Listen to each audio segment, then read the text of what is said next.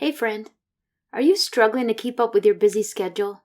Finding it difficult to prioritize tasks and stay organized? If so, you're going to love today's episode. And while you can get hours of free content here on the show, if you really want a custom approach to managing your time, I encourage you to grab a free 15-minute discovery session with me to see how we might be able to work together to build a God-centered life and schedule. Go to gracefilledleader.com to learn more and schedule a call. That's gracefilledleader.com. Now, in today's fast-paced world, juggling multiple responsibilities can often feel overwhelming. But with the right tools and techniques, you can regain control of your time and maximize your productivity. A day planner is not just a notebook or a calendar. It's a powerful tool that helps you strategize and make the most of each day, week, or year. Today I'm talking about how I use my paper day planner to help manage my time. Whether you're a student, a professional, or a busy parent, a well-structured paper day planner can bring increased productivity, improve focus, and reduce stress. Stay tuned as I share a few practical tips, strategies, and insights to help you make the most of your day planner. Get ready to take charge of your time. Welcome to the Grace-Filled Leader Podcast. Do you want better work-life balance? Do you get stuck in patterns of perfectionism and people-pleasing? Have you always been an overachiever but never really feel good enough, no matter how much outward success you achieve? Do you want more time for the things that matter most? Hi, I'm Tanya, a wife, mom, leader, certified Christian life coach, and Jesus lover. For most of my life, I tried to find worthiness through achievement, but no matter how hard I worked or how much I achieved, I never felt like I was enough. I was left burned out, empty, and exhausted. I had no time or energy for myself or my family. I needed balance. I needed peace. My life changed when I finally started to live like an unconditionally loved daughter of the King, saved by grace. This faith-led podcast will teach you time management, self-care routines, and practical leadership strategies to help you navigate life and leadership. If you're ready to become fueled by grace and free from people-pleasing, if you're ready to multiply your time and impact as a Christian woman in leadership, this podcast is for you. Unbutton your blazers and roll up your sleeves, sister friends. It's time to get after it. Now, I'm talking about using a paper planner today, but don't get confused, as I talk a lot about using electronic systems to manage my time and tasks. I actually use a hybrid method for managing my week. My paper day planner is not packed full with a lot of specific information, but it does allow me to keep track of items that really don't go on an online calendar. It allows me a grab-and-go visual of what my week looks like. My favorite day planner allows for even more than that. As I discussed with Polly Payne in episodes 76 and 77, her dream planner really allows for yearly dreaming, planning, and intentional living. It's not full of a bunch of unnecessary junk, and it allows adequate space to personalize your own planner. If you want to snag your own beautiful dream planner, use the link in the show notes to save 15%, or go to HoracioPrinting.com, that's HORACIO printing.com, and use the coupon code GRACE15 at checkout. I just got my 2024 planner and it comes with so many wonderful bonuses. It's really lovely. I prefer the vertical layout because I use a time blocking method that works best with a vertical layout. You'll have to judge kind of how you live your life and what works better for you, vertical or horizontal. Now, I'm going to share a bit about how I use my vertical day planner. And take note, a day planner and how I use it is more about intentions versus filling it up with specific appointments, tasks, details. And it's important to create or leave margin. That's true in your day planner and in your life in general, because a lot of unexpected things rise up. And if we're too rigid in our planning, sometimes we set ourselves up for the perception of failure because we've just underestimated the time things will take and we haven't allowed ourselves some margin in the day. I try to set up my week at a glance prior to Monday. Sometimes I do it on Friday before leaving my office because I have easy access to my personal and my work electronic calendars. And if I don't get it done Friday, sometimes I'll do it Sunday, sometime on Sunday. But I try to do it before Monday of the following work week. I use a method that I learned from Chelsea Jo Moore. She has a podcast and a course called Systemize Your Life, and it is phenomenal. It's geared a bit more toward work from home moms, but it really truly works for any person with any lifestyle. She has a time blocking method that I have adapted to my life planning with a few tweaks. So, the first thing I do with my paper planner is I go into my planner for the following week and I take my pretty pastel highlighters and I mark my time blocking guides or the borders to my time blocks according to sort of the category of time block. If you don't know what I'm talking about, go back to episode 19 and listen to more specifics about my time blocks. But basically, I mark colored borders in my planner for my morning, quote, me block, my AM, quote, home or family block, my work block, my PM, home or family block, and my nighttime me block. So I say that because, well, I'll tell you later about why I say that, but because I work outside the home full time, my work block takes up most of my day, and my morning blocks are pretty small. My evening blocks are a little bigger, but some of those include coaching and podcasting work, so I have pretty limited times available to focus on my home and my family. That fact is why it is especially important to create systems and intentions around how I spend my time. There really is not a lot of room for waste. It's important, however, to leave room, as I said, for margin in your time blocks. Don't cram them full of tasks every 15 to 30 minutes. Just think of them more as blocks of time where you have an intention to commit to certain types of tasks or intentions.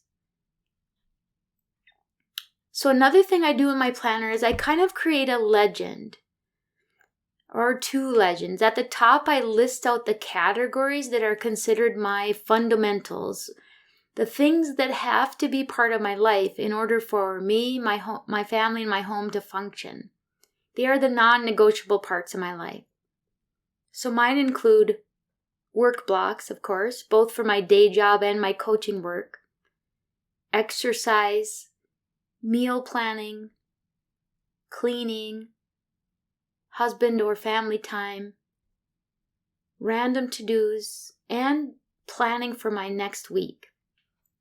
So at the top of my planner, I list those items out as fundamentals, as a reminder of the things that I need to plug into my week at various times. At the bottom of my planner, I list out morning, AM, work, PM, night, and fundamentals. And I highlight each of those words so that I am reminded of what the colored borders mean in my time blocks. I also write next to my morning and night routine the word me, indicating that that is meant for things just for me. Next to the AM and the PM blocks, I write the word home, indicating that that is time dedicated to my home or my family. I might also list out what is included in my routines that occupy my morning, AM, PM, and nighttime routines or blocks. Now, some of us have pretty redundant or consistent routines and you get to a place where you don't even have to list out what they include, you might just write the initials MR for morning routine in your time block, and you know what that means. But for a while, sometimes it helps to just write out what is included in your morning routine, your nighttime routine, etc. In the Dream Planner, there's also a prompt at the bottom that says weekly intentions. So I might jot down a few things I want to be intentional about for the week. Maybe it's to track my water intake. Maybe it's to focus on gratitude. Or maybe it's a certain scripture that I want to remember and meditate on for the week. Next, I look at my digital calendars and I just make hash marks in my paper planner where I have specific meetings or appointments. That lets me know what I have left over in my time blocks for my fundamentals and project work in my work blocks.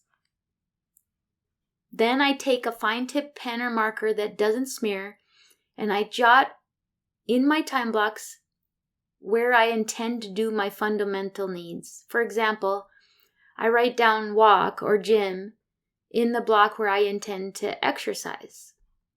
I jot down meal planning wherever I plan to do that, which means I will plan meals for the week and come up with a grocery list. I jot down zone cleaning during the PM blocks where I intend to do a little cleaning of whatever room I intend to focus on for that week. I might write down hubby in the evening blocks once or twice a week where I want to be intentional about just spending some time with my husband. I don't write a lot of detail. I just jot enough to be a reminder of my intention for the time. The whole idea behind time blocks is that you are, again, intentional about using that block of time for what you intended. If it's work time, you put 100% of your focus on the work project you intend to get done. If it's house or family time, you put 100% of your focus on your home and your family. But you don't want to be so rigid in your planning that you get stressed out by your plan. My final and sort of ongoing thing that I do in my planner is to jot the random to-do items in a list on the left-hand side, kind of a checklist. It might be random errands or tasks that don't really fit somewhere else, like it's not something you'd put in your digital calendar or project management system or something like that. It might mean buy stamps or pay the phone bill. It's just things that I need to remember to do, but they aren't really time-bound, and then I can check them off the list when they're done. The specificity around the projects and the tasks and the systems that I use for my work and my home don't live in my planner. That lives in my digital task management system. In my opinion, it's essential to have a hybrid of a paper planner and a digital planning process. So a paper planner and your digital calendar. And also, I have a project management system that I reference to get the details of the systems and the projects that I'm working on. But the key to all of it is having consistent and effective systems that get the information out of your head and onto the paper or into a system.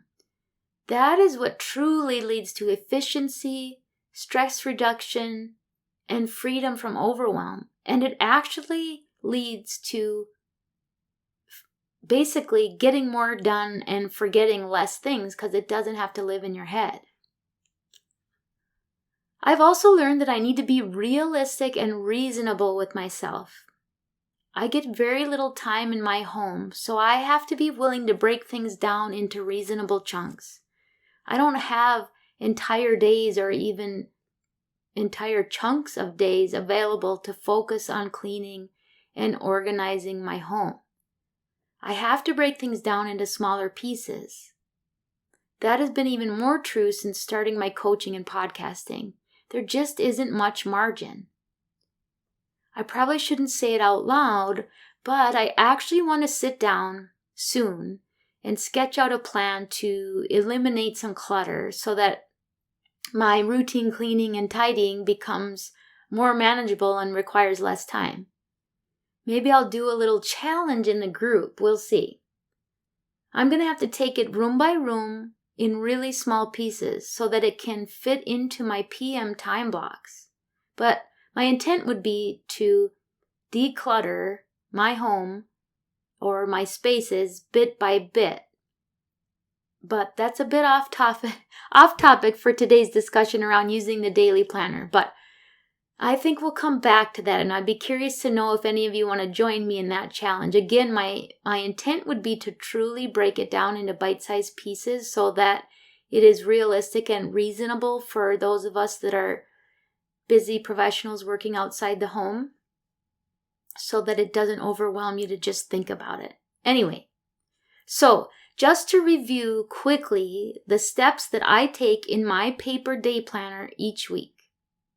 First, I create my time block guides or borders with my pretty pastel highlighters. My time blocks are pretty consistent Monday through Friday because of my work schedule. I create my legend for my time blocks, and I list out my fundamental non-negotiable needs or items that I intend to do. Step 3, I make hash marks for any specific meeting or appointment time that I know is happening in my time blocks. Next, I write in my fundamentals in my time blocks and I highlight them. I kind of use a peachy orange colored highlighter. Not that you care, but it's important that your blocks are different colors so that visually there are borders, so that you are intentional about kind of sticking to your time blocks and the focus within each of those. And then finally, I list out my random to-do items. I might even jot to-do in a specific time block where I intend to take care of some of them. So again, the 5 steps. I create my time blocks using my pretty markers. I create my legend to remind me what my time blocks mean and what my fundamental needs are. I make hash marks for any specific meetings or appointments. I write my fundamentals within my time blocks. And I make my random to-do list. Besides this weekly planning aspect, like I said, a day planner can be used to be reflective on what has passed and what is yet to come. I think it's valuable to have a hard copy tool where you can get off of your mobile devices and just write your dreams, your plans, and reflect on what you've accomplished, what your intentions are, and what you're grateful for.